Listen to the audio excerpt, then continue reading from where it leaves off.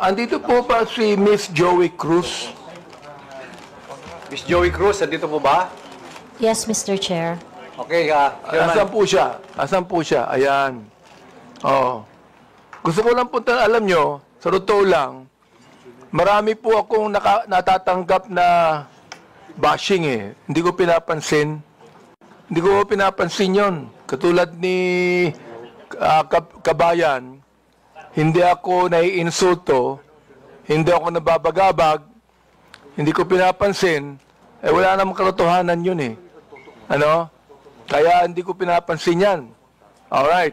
Ngayon, ang gusto ko lang pong sabihin kay Miss Joey Cruz, in one of your blogs in YouTube, you directed this statement sa akin.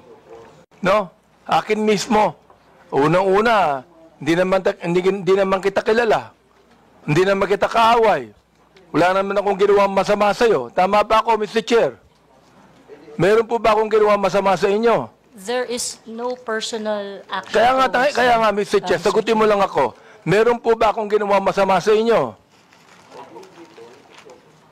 No meron ba wala? None, Mr. Wala. Wala akong ginawang masama sa inyo, ha? Pinapatunayan nyo yan, ha? Pangalawa, hindi nyo ako kilala. Tama ba, Miss Joey Cruz? You do not know me personally. Correct, Mr. Chair. And Mr. Chair, I do not even know Miss Joey Cruz personally. Am I right? Correct, Mr. Chair. But, you made a statement against me. O ito, babasahin ko ha. O, ang sabi mo, ganito, kung abante, paswelduhan ka ng taxpayer, gago. Tinawag mo akong tinawag mo akong gago. Oh, bakit? Ba't mo ginawa sa akin yun? Gusto mo ba akong umiyak ngayon sa'yo? Sabihin ko, ba't mo ginawa sa akin yun? Bakit mo ako tinawag na gago? Bakit po, Mr. Chair? Please, yes. Mr. Chair, and I think it is already established that we do not know each other personally. Ano po yung pakilakas nga po? Hello, Mr. Chair? Mr. Chair? Okay. I think it is already established that we do not know each other personally. Therefore, the statement was said based in a not personal way, but it is an observation of my reaction. Mr. Chair, meron ka pang salita. Your observation is that I'm gago? Is that your observation? This pertains to the public function as I perceive it, Mr. Chair. No, public what? Public action, Public Mr. action. Chair. So you mean that is the public that is actually telling me that I'm gago? No, Or Mr. is it Chair, you? the statement Let me came ask from you, me. Mr. Chair, is it you? Yes, Mr. Chair. So you were the one that said that, right? Correct, Mr. Chair. Ayun. Pero hindi mo ko kilala. Wala akong ginawa masama sa'yo. Yes, Mr. Chair. It What is your already right to established. tell me that I'm gago? Because I am a citizen of What the is Philippines. your right to tell me I'm gago?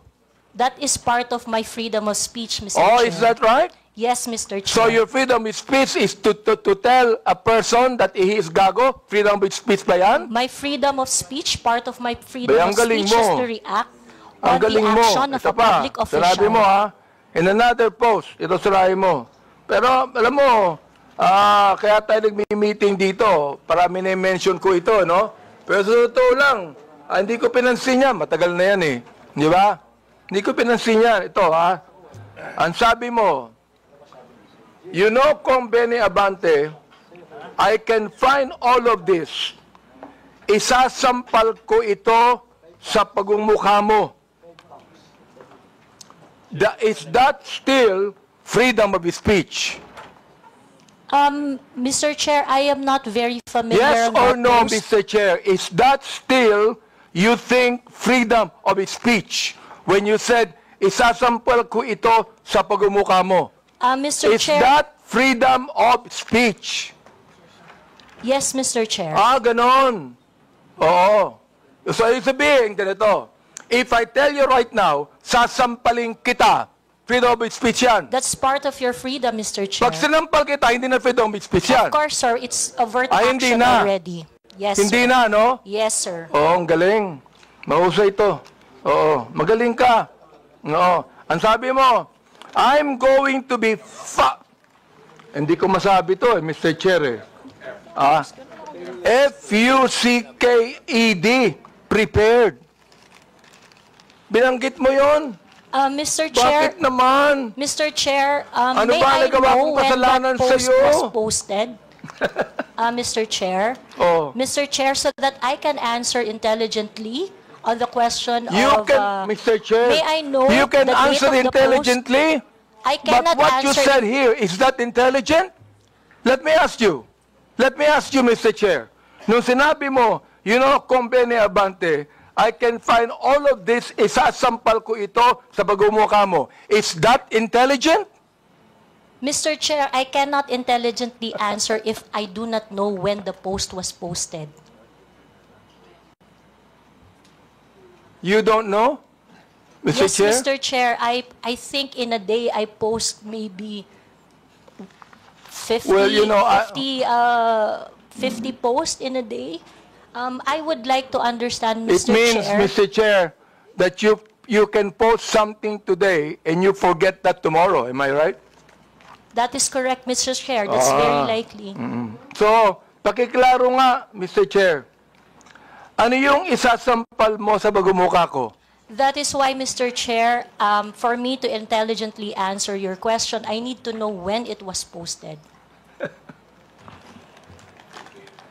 Well, we are going to get the date when this was said. Thank you, Mr. You would Chair. be able to know. Thank you. Kaya, pinapakonfirm ko lang yung statement na yan eh. Ibig sabihin, do you believe, hindi ko na sabihin ang freedom of speech. Do you believe that this falls under protected speech? I'm so sorry, Mr. Chair. May you please repeat Do the you question? believe that this falls under protected speech? Mr. Chair, like I said earlier, I would like to know first the context of the post. But rest assured, Mr. Chair, that when I post in my platform, I make sure that it is a reaction on the news or public action. As a political observer, I always practice... Ms. Cruz, is this a political statement? You were saying a political observer. Is this a political statement? Do you believe that using profanities, insults, and malicious accusations online represent fair and respectful, intelligent discourse? Except as part of your statement, Mr. Chair, the malicious imputation you said, I accept that. The rest that you said, yes, it is part of the healthy public discourse. It is part of what, Mr. Chair? Healthy public discourse. Therefore, pag binanggit natin using profanities, insults, and malicious accusations, that is, anong tawag mo doon? Part of the healthy discourse, Mr. Chair. Healthy discourse. Healthy discourse ba yun? Yung Yes, Mr. profanities, Chair. Yes, Mr. insults, and malicious statements, healthy discourse sa'yo yun. Chair. Yes, Mr. And that's Chair. the reason why, Mr. Chair, that we should now actually craft a legislation to put a stop to Ms. Joey Cruz, who seemed to be intelligent, and a woman using profanities, malicious insults, saying it is healthy. Yes, Mr. Chair, I stand by my statement. Everything you said, except the malicious imputation, which I do not do, is part of a healthy public discourse. It is part of my freedom of speech. In fact, it is recognized under the Universal Declaration of Human Rights Act that I It is should be able recognized to where? express my opinion without Ms. interference. Joey Cruz, I am the chairman of the Committee on Human Rights, and this is not recognized. profanities, insults, and malicious words are violation of human rights. You violated my human rights. Mr. Chairman, Mr. Chairman,